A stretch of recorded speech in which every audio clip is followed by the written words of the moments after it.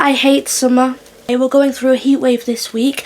Also, I haven't slept, not because of my insomnia issues, but because last night at 9 PM when I'm ready to go to bed, I see a spider on my damn wall.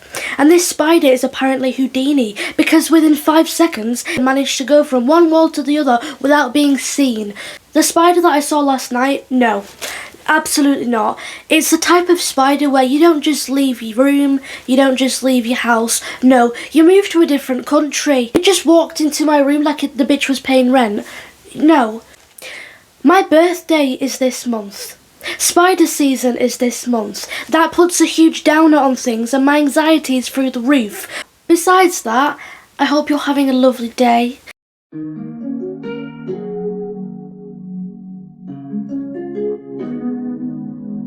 Hey, it's Mel, I hope you're doing well, and if you're new to the channel, welcome. Today we're going to be looking at the murder of Scott Amedure, which occurred in 1995 after he appeared on the Jenny Jones show.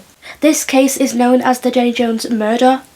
There's a lot to cover, so let's get into it. The Jenny Jones show ran from 1991 to 2003. It was a daytime talk show. The first 2 seasons focused on human interest stories, including sex, divorce and dieting. Being very popular in the 90s, it was a very funny and cheesy show. But sadly, things took a turn in 1995. Scott Bernard Amedure was born on the 26th of January 1963 in Pittsburgh, Pennsylvania.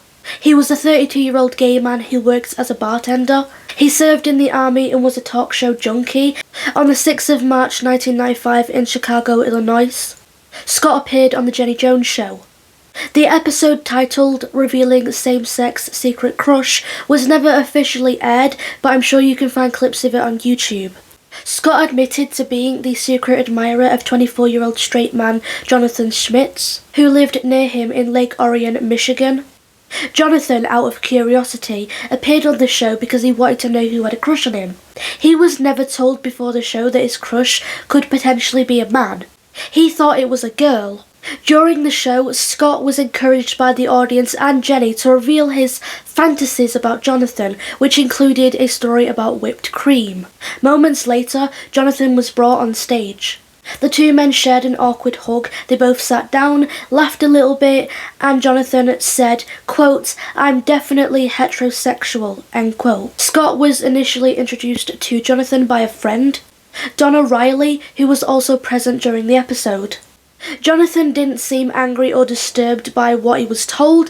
He remained calm and just kind of laughed it off. 3 days after Jonathan's TV appearance on 9th of March, he went home after an evening out with friends to find an anonymous note on his door. We don't know who wrote the note or what it said, but it seemed to really anger Jonathan. He would later say that the Jenny Jones show ruined his life. He grabbed his shotgun, knocked on Scott's door and emptied 2 rounds into his chest. He died instantly. Jonathan left the house, called the police and confessed to the killing. The trial was a media circus and even Jenny had to appear in court. There was rumours that Jonathan killed Scott in order to hide the fact that the 2 were having an affair. Scott's friend Donna believed this to be true. Jonathan's lawyers argued that the show and its producers were to blame for the tragedy. Scott's family even sued the show for wrongful death and were paid $25 million, but ultimately the show was found to not be liable. They were not charged with any crime. Nothing could bring Scott back and his family still wanted to see Jonathan behind bars as he deserved. It was revealed that Jonathan's dad often made homophobic comments towards him. Some people think Jonathan was gay and he didn't want people knowing about it. Why would you hide the fact that you were gay at a time where being gay was pretty much accepted at this point? I mean, Scott was gay and he was on a big TV show, not being ashamed of it. I'm sorry, but that doesn't make any damn sense. We don't know what was going on in Jonathan's life at that time that could have possibly set him over the edge. In the end, Jonathan was convicted of second-degree murder in 1996. He was sentenced to 25 to 50 years in prison. He became known as the Jenny Jones Killer. The conviction was overturned and after a retrial, he was reconvicted of the same crime in 1999.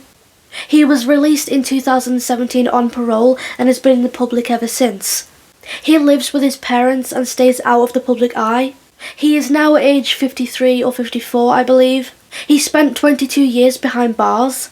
He was aged 24 when he killed Scott. He felt like Scott had embarrassed him on national TV.